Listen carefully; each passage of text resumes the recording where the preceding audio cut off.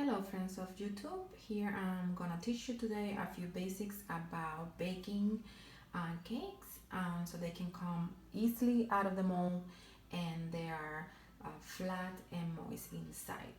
Okay, there are a few techniques, there are even more out there, but I'm just gonna show you from my kitchen in Brooklyn a few tips here. Number one, a lot of people when they start putting the flour so it doesn't stick to the cake mix, they use butter. I don't, and I repeat, I do not use butter unless I have nothing else to use. Why?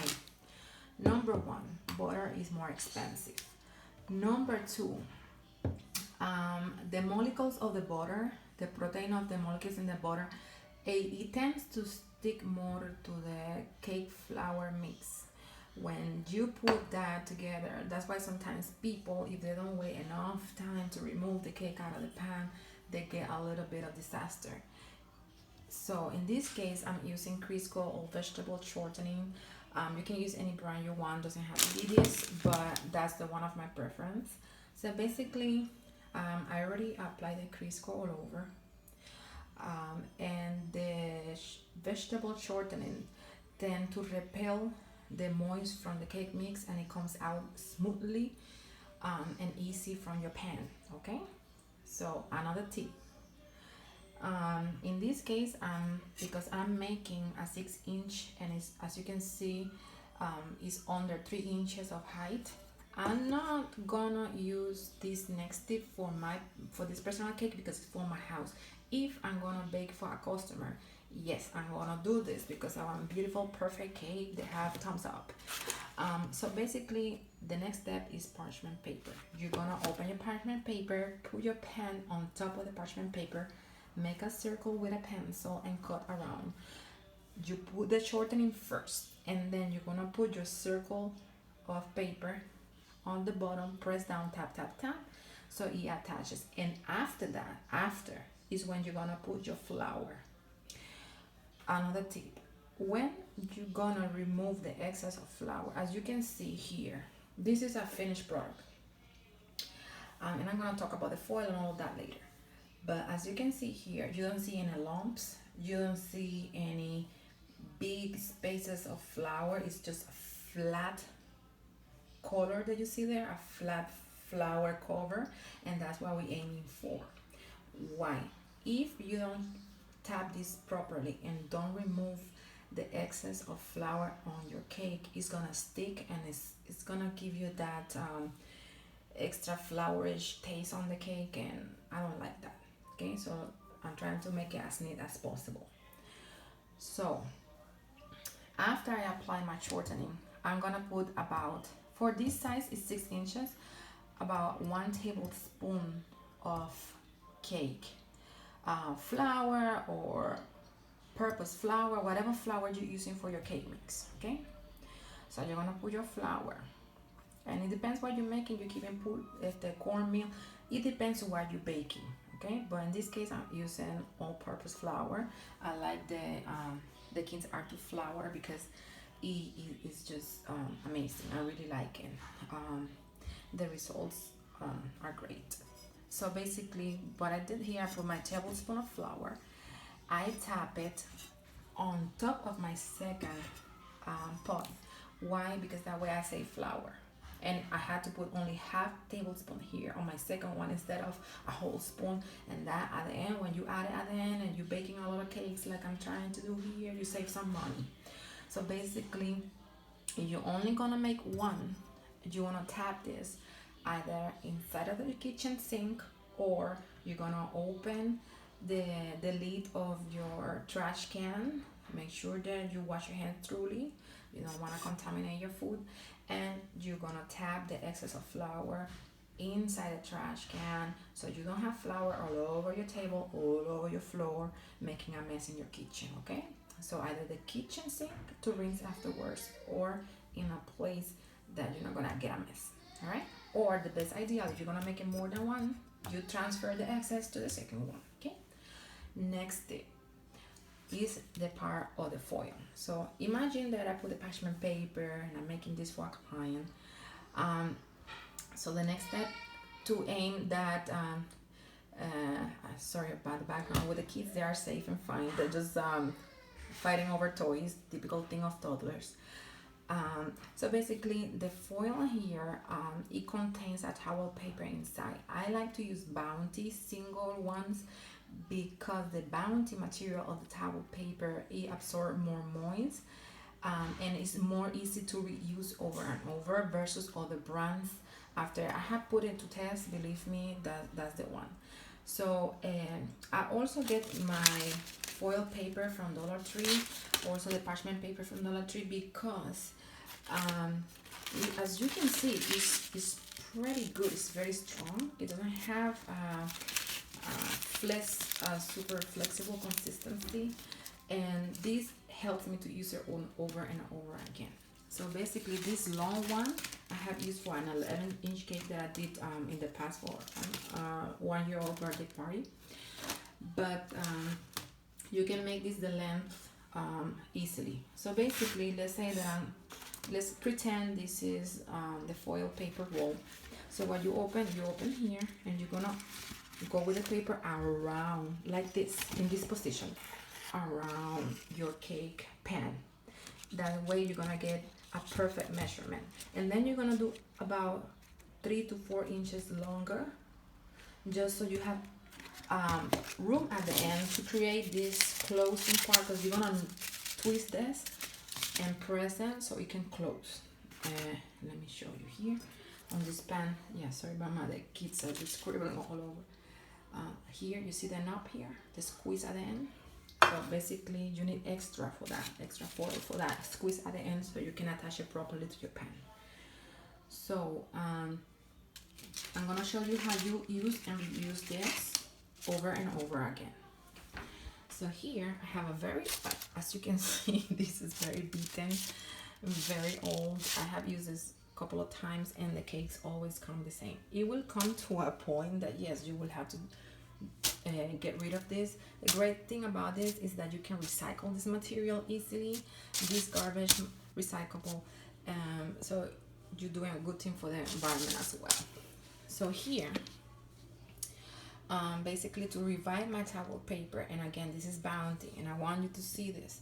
I'm gonna get either if you don't have a bottle to spray the water around, you can use a cup, anything you have, just to make sure that's down. You can even bring this to the sink and wet it there with spray from the sink or whatever you have available. The point here, you don't want to wet the rest. You just want to wet the towel. So you just want to spread very well.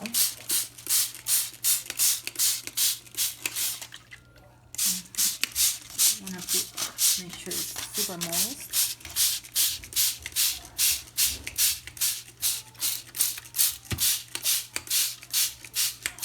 This is a fun thing you can do with your children too. They will love to spray here with you if they're bored in the house and they wanna be hands-on. This is an activity you can do with your kids, and they will like it. So at this point, this is pretty super wet. So what we're gonna do is as you can see, I'm having here about 2 inches. And I'm gonna cover here first. I'm gonna fold this 2 inches on top of the paper, and then I'm gonna fold everything. And I am going here, I would say about 3 inches here, because that's the size of my pan.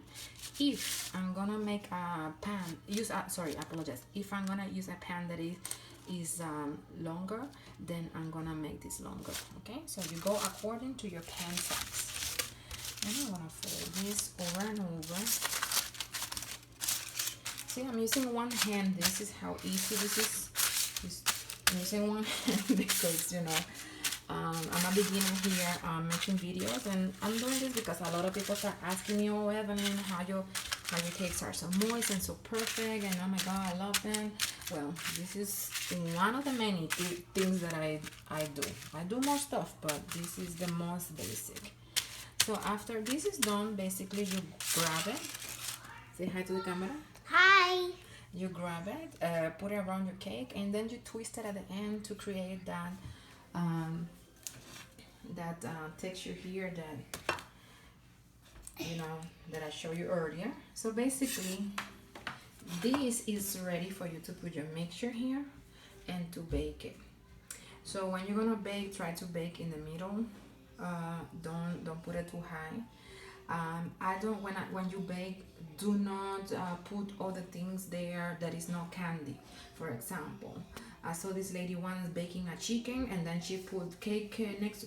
Please don't, because the flavors and the aromas of whatever you're cooking in your oven is gonna attach and impregnate into your batter, and it's gonna that's not what you want, you know what I mean.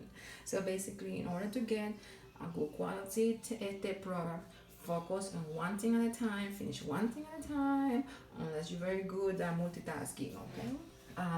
So basically, this is a basic few tips in order to get an easy cake that it comes out easily. It's gonna hold the moist because the water from the outside is gonna prevent sometimes the cake is moist at the beginning, in the center, sorry, but it's dry here. It's because of this. The moist here is gonna make sure that the corners here are cooked evenly with the middle, creating flatness, even cake holding the moist.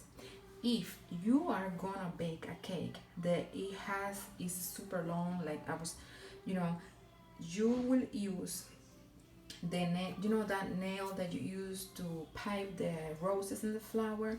You're gonna put it here before you put the batter, because that metal piece here in the middle is gonna help you cook evenly and in less time, so that way your cake is moist all the way through. Okay, so that's another tip. If it's larger size and it's gonna be deeper, put the metal piece of the flour nail in the middle for a perfect cake. And then when you flip it and it has released the heat, it's gonna come out easily. It's not gonna make a hole on your cake, so don't worry about it. Okay, so another thing, after you bake it, please let it rest outside. Another thing is that for example, every oven is different. So some cakes, it will be 5 minutes earlier on time, or 5-10 minutes after. Remember, once you remove, this is a metal, okay, so the metal, it holds heat, is a heat conductor. So when you remove the metal from the oven, it's gonna continue cooking. So even it's outside the oven and it's cooling off, you have to remember that the heat that it remains here is gonna continue cooking your cake. Therefore, don't overbake, because then it's gonna be dry. Okay, once you have to let it dry to the touch, then you're gonna go with a spatula. Do not use a knife, because the knife have edges. It can break the consistency of the edges of your cake, and then when you're coating, that's another disaster. Try to use a flat spatula to go around to remove the cake from the pan. You're gonna put a plate. Let's say this is a plate. You put it on top, and then you flip everything together. You're gonna put your mittens. You're gonna flip it together, tap, tap, tap, and let that cake come out. And you're gonna let it cool. In order to remain the moist, another tip is you can put a slice of bread. It can be white, whole wheat, whatever you have at home, and you put it on top. Don't put a towel. Why? Because the towel, what happens when you put a towel on your hair? The towels remove the moist from your hair. It's gonna do the same thing your cake. If you're gonna put a kitchen towel on top of your cake, the towel is gonna remove the moist from your cake. Okay, so what you wanna you either gonna put the bread slice, not toasted. Okay, you're gonna put it there, and it's gonna hold the moist of the cake. Another thing is, once you have cut it to put the filling, you're gonna cut it to put fillings inside. Once you have cut that cake in half, or whatever measurement you're doing, you can get a spray bottle, or you can get a squeeze bottle, and you can put there any almíbar. What I mean is a reduction of water with sugar, let it cool, and then You can put any flavors you want. You can put almond, you can put vanilla, you can put rum, you can put fruit flavor, whatever you want, but it has to be cooled down. And then you're gonna spray or squeeze that on top of that cake, and it's gonna also keep it moist. That's gonna create even more most moisture. Okay, I will show you in another video. I hope this long video is worth a little bit of your time, and you find ways to save money with it and save time with it. Good luck, and you can and make any comments or ask any questions on the comments below. Have a blessed day.